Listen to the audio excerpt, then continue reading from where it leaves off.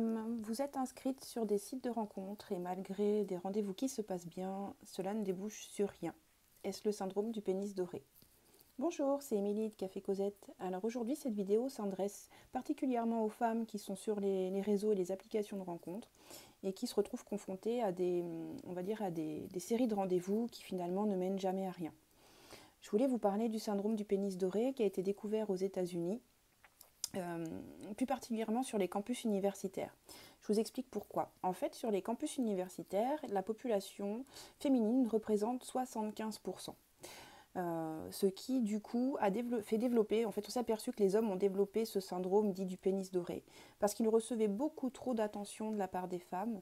Ça leur donnait un petit peu trop la confiance, hein, clairement, à tel point qu'ils se sont mis à penser qu'ils avaient un pénis en or et qui finalement n'avaient plus d'efforts à faire au niveau relationnel avec les femmes.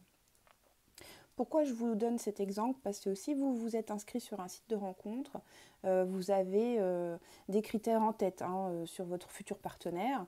Donc pour peu que vous souhaitiez que ce soit un homme qui ait une situation, qui soit indépendant, bien dans sa vie, séduisant et qui fasse plus d'1,75 m, ce qui correspond aux critères de 90% des femmes, eh bien, il y a de grandes chances que vous soyez en train de nourrir un syndrome de pénis doré chez l'homme. Pourquoi? Parce que 80% des femmes, on a toutes les mêmes critères pour notre futur partenaire. Il est rare de souhaiter quelqu'un qui soit... Enfin, bon, si ça arrive, il y a des syndromes du sauveur, mais on veut tous quelqu'un de stable.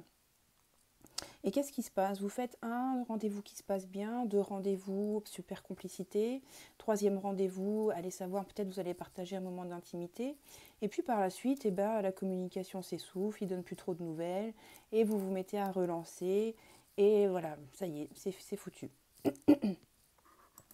Donc comment faire dans ces cas-là? Eh bien en fait, il faut éviter de nourrir l'attention de cette personne.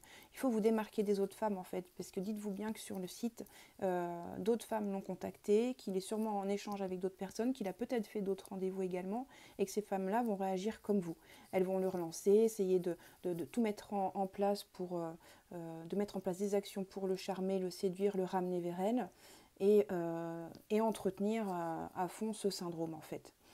Donc l'idée, c'est vraiment de vous mettre dans une position où vous allez vous démarquer des autres, vous allez arrêter de nourrir ce syndrome en lui donnant plus d'attention, et vous allez vous mettre en position plutôt de vous demander qu'est-ce que cette personne doit faire pour me séduire en fait.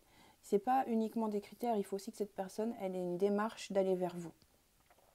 Voilà, n'hésitez pas si vous avez des questions sur ce syndrome, j'y répondrai avec plaisir. N'hésitez pas non plus à vous abonner à ma chaîne et à liker cette vidéo pour me montrer votre soutien. Voilà, je vous dis à très bientôt. Ciao, ciao!